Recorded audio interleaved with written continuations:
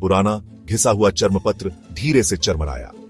अटारी की खिड़की से चांदनी अंदर आ रही थी, एक फीके नक्शे को रोशन कर रही थी। मिडनाइट आइलैंड शब्द ऊपर की तरफ लिखे हुए थे। 4 दोस्त एक साथ गिरे हुए थे। उनके चेहरों पर उत्साह और घबराहट का मिलाजुला भाव था। यह नक्शा हाल ही में मिला था, शहर के पुस्तकालय की अटारी में छुपा हुआ।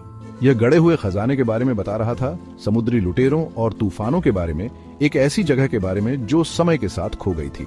दोस्तों को एक अतृप्त जिज्ञासा से बंधे हुए पता था कि उन्हें इसे खुद देखना होगा। पीढ़ियों से मिडनाइट आइलैंड की कहानियां उनके छोटे से तटीय शहर ओकेवन में चली आ रही थी। एक महान समुद्री लुटेरे कैप्टन ब्लैक हार्ट और उसके छिपे हुए धन की फुसफुसाहट ने अनगिनत बचपन के सपनों को हवा दी थी। अब ऐसा लग रहा था कि वे कहानियां हकीकत बनने वाली थी। हवा उत्सुकता से भर गई। लड़कों को पता था कि उनकी जिंदगी बदलने वाली है। मिडनाइट आइलैंड का नक्शा रोमांच, खतरा और शायद अकल्पनीय धन का वादा करता था। वे यात्रा के लिए तैयार थे। ग्रुप को लीड कर रहे थे राजन, जो बहुत ही प्रैक्टिकल प्लानर थे। उनका लॉजिकल माइंड और मेथोडिकल नेचर ने उन्हें नेचुरली लीडर बना दिया था। उसके बाद थे विजय, जो ग्रुप के हिस्टोरियन और स्टोरी टेलर थे। उन्हें बहुत नॉलेज थी, खासकर जब बात लोकल लोर और लेजेंड्स की हो। उनका एंथुसियाज्म सबसे कंटेजियस था। फिर थे संजय, जो शांत ऑब्जर्वर थे। उनकी तेज नजर से कुछ भी नहीं बचता था और उनका काम डिमीनर अक्सर ग्रुप की एंजाइटीज को शांत करता था। आखिर में थे अर्जुन, जो ग्रुप के आर्टिस्ट और ड्रीमर थे। उनका सर हमेशा बादलों में रहता था, लेकिन उनकी इमेजिनेशन अक्सर उनके मोस्ट डेयरिंग प्लान्स को स्पार्क करती थी। हर लड़का अलग था। उनकी पर्सनैलिटीज उतनी ही वेरिड थी जितनी ओक हेवन के शोर्स पर स्कैटर्ड सी शेल्स।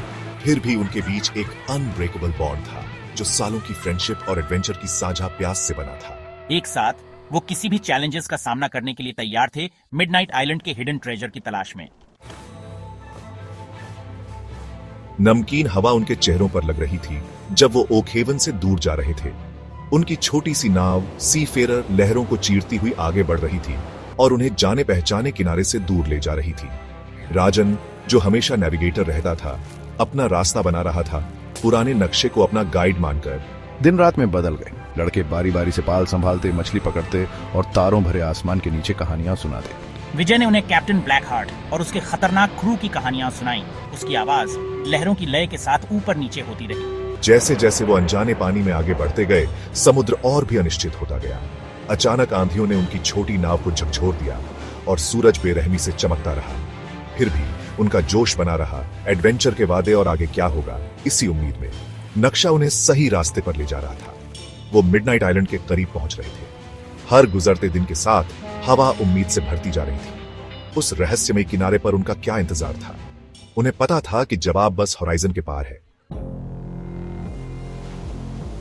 एक शाम जब सूरज डूब रहा था और डेक पर लंबे परचयन पाद रही थी, संजय ने कुछ अजीब देखा। सीगल्स का एक झुंड उनके ऊपर चक्कर लगा रहा था और उनकी चीखें बहुत बेचैन सी थी। उसने दूसरों को यह बताया और उसके पेट में एक घबराहट सी होने लगी। ये अजीब है, राजान ने धीमी आवाज में कहा। उसका माथा चिंता से सिकुड़ा हुआ था। वो ऐसे बिहेव कर रहे हैं जैसे कोई चीज उन्हें डरा रही है। अर्जुन, जो हमेशा सपनों में खोया रहता था, कांप गया। शायद ये एक निशानी है, वो फुसा फुसा कर बोला। उसकी आंखें दर से बड़ी हो गई थी। बुरी किस्मत का शुगुन। विजय ने हंसी उड़ाई, हिम्मत दिखाने की कोशिश करते हुए, हालांकि उसकी रीढ़ की हड्डी में भी कंपकपी हो रही थी। बेवकूफ मत बनो अर्जुन, उसने कहा, लेकिन उसकी आवाज में वो पक्का यकीन नहीं था। ये बस कुछ चिड़िया हैं, शायद मछलियों का पीछा कर रही हैं। विजय के चिड़ियों के अजीब व्यवहार को समझाने की कोशिश के बावजूद सभी पर एक घबराहट छा गई। हवा जैसे रिगिंग से होकर सिसकियां ले रही थी और लहरें नई तेजी से हुल से टकरा रही थी। द्वीप, जो कभी एडवेंचर का प्रतीक था, अब उनके सामने एक खतरनाक परिचय की तरह दिख रहा था। जैसे ही हम और ज्यादा वरीड हो रहे थे, मौसम भी खराब होने लगा। दूर क्षितिज पर एक तूफान उमड़ने लगा। बिजली कड़क रही थी और दूर से बादलों की गड़गड़ाहट सुनाई दे रही थी। जल्द ही हमारे ऊपर का आसमान काले बादलों से भर गया और हवा तेज आवाज करने लगी। बड़ी बड़ी लहरें, जो हवा के कारण बेकाबू हो गई थीं, हमारे नाव के डेक पर जोर से टकरा रही थीं, जैसे कि उसे पलटना चाहती हों। बारिश इतनी तेज हो रही थी कि हमें कुछ दिखाई नहीं दे रहा था। राजन ने हिम्मत दिखाते हुए नाव को संभाले रखने की पूरी कोशिश करी। उसका चेहरा बता रहा था कि वो हार नहीं मानेगा। हमें ऐसा लगा जैसे ये तूफान कभी खत्म नहीं होगा। हम बहुत देर तक उससे लड़ते रहे। जब भी बिजली चमकती, हमारे डरे हुए चेहरे दिखाई देते। हर लहर हमारे लिए खतरा बनकर आ रही थी। जब हमें लगा कि अब हम और नहीं झेल सकते, तूफान अचानक से शांत हो गया, जैसे कोई जादू हो गया। हम पूरी तरह से थक चुके थे और चोटिल भी थे, लेकिन अच्छी बात ये थी कि हमारी नाव अभी भी पानी में थी। हमने देखा कि नाव को कितना नुकसान हुआ है। हम तूफान से तो बच गए थे, लेकिन ये तूफान हमें हमेशा के लिए बदल गया था। हमारी आंखों में साफ डर दिखाई दे रहा था। वो द्वीप जो हमें पहले एक उम्मीद की तरह लग रहा था, अब एक खतरनाक जगह लगने लगा था। तूफान के बाद एक अलग ही मुसीबत आई, शक। ये एक निशानी है, वो बोला। उसकी आवाज कांप रही थी। हमें यहाँ नहीं होना चाहिए, ये टापू श्रापित है। राजन हमेशा की तरह समझदार आगे बढ़ने की बात करने लगा। हम इतनी दूर आ गए हैं, अब वापस नहीं जा सकते, उसने तर्क दिया। हम तूफान से बच गए और हम अपने लक्ष्य के इतने करीब हैं। विजय अपने एडवेंचर की प्यास और बढ़ती बेचैनी के बीच फंसा हुआ चुप रहा। वो हमेशा ग्रुप का सबसे बहादुर था, लेकिन तूफान ने अर्जुन के डर के साथ मिलकर उसके दिल में शक के बीज बो दिए थे। हमें वोट करना चाहिए, उसने सुझाव दिया। ज्यादातर की चलेगी। ये एक आसान उपाय था, लेकिन ये उनके इंसाफ के भाव को अच्छा लगा, और इसलिए जैसे ही सूरज ढलने लगा, लहराते पानी पर लंबी परछाइयां डालते हुए वे अपनी किस्मत का फैसला करने के लिए तैयार हो गए। वोट हो गया। अर्जुन के मिन्नतें करने के बावजूद एडवेंचर की चाह उनके डर पर भारी पड़ गई। राजन, विजय और संजय ने आगे बढ़ने के लिए वोट किया। उनकी नजरें होराइजन पर टिकी थीं, जहां मिडनाइट आइलैंड इंतजार कर रहा था। अर्जुन हालांकि अभी भी डरा हुआ था, मेजॉरिटी डिसीजन मानने को तैयार हो गया।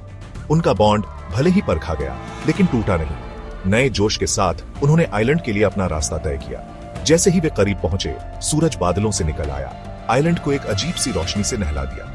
खतरनाक साया गायब हो गया था। उसकी जगह एक हरा भरा पैराडाइज था। घने पेड़ पौधे आइलैंड पर छाए हुए थे और एक झरना उसकी सेंट्रल पीक से नीचे गिर रहा था। मिडनाइट आइलैंड का नजारा अब एक पुराने मैप पर इमेज नहीं, बल्कि एक असली जगह उन्हें विस्मित कर रहा था। उन्होंने अपने डर का सामना किया था, तूफान का कहर झेला था और विजयी हुए थे। जैसे ही उन्होंने सीफेरर को एक सिक्लूडेड कोव में ले गए, उनके अंदर एक्साइटमेंट की एक लहर दौड़ गई। एडवेंचर अभी खत्म नहीं हुआ था, यह तो बस शुरुआत थी। मैप के धुंधले निशानों को फॉलो करते हुए वे आइलैंड के अंदरूनी हिस्से में चले गए। हवा में अजीबोगरीब चिड़ियों की आवाजें गूंज रही थीं और नई नई खुशबू उनकी नाक में भर रही थी। वे घने जंगल से गुजरे, खतरनाक चट्टानों पर चढ़े और तेजी से बहती नदियों को पार किया। हर कदम के साथ उनका उत्साह बढ़ता गया। मैप उन्हें आइलैंड के बीचों बीच एक छिपी हुई गुफा में ले गया, जो झरने के पानी के पीछे छुपी हुई थी। अंदर उन्हें एक गुफा मिली जो समुद्री डाकुओं के सामान से भरी थी। जंग लगी तलवारें, खाली खजाने के संदूक और एक टूटा हुआ कंकाल एक मेज पर गिरा हुआ था, जिसके हाथ में अभी भी एक कलम थी। यह बिल्कुल विजय की कहानियों जैसा दृश्य था। उन्हें कैप्टन ब्लैकहार्ट का अड्डा मिल गया था, लेकिन खजाना कहाँ था? उन्होंने गुफा के हर कोने को खोजा, लेकिन उनकी कोशिशें बेकार गईं। लग रहा था खजाना गायब था। निराशा उन पर छा गई। क्या वे इतनी दूर इतना सब सहन करके सिर्फ एक खाली गुफा पाने आए थे? जैसे ही वे वहां खड़े थे, बीते हुए जमाने के अवशेषों के बीच एक एहसास होने लगा। ध्यान से देखने वाले राजन ने कंकाल के हाथ में कुछ अजीब देखा। कंकाल की उंगली कोने में पत्थरों के ढेर की ओर इशारा कर रही थी। पत्थरों को हटाने पर उन्हें एक लकड़ी का संदूक मिला। यह सोने या जवाहरात से भरा नहीं था, बल्कि चर्मपत्र, नक्शे और डायरियों के ढेर से भरा था। ये थे कैप्टन ब्लैकहार्ट के असली खजाने, उनकी विरासत। वे उनके कारनामों, उनकी खोजों और उनके सपनों की कहानियों से भरे हुए थे। उन्होंने अनजान भूमि, भूली हुई सभ्यताओं और दुनिया के किनारे पर बिताए जीवन के बारे में बताया।